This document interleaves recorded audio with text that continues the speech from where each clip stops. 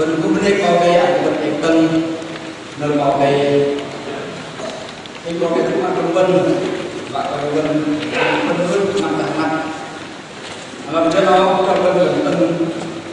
mừng trong cái đi luôn luôn nằm ở mặt đấy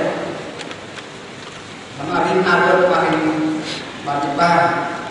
hình Undri đối tâm nằm cùng đấy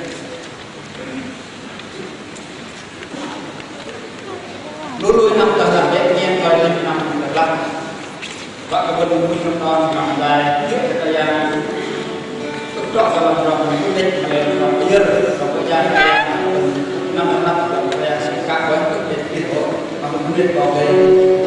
và đi vào vân dạng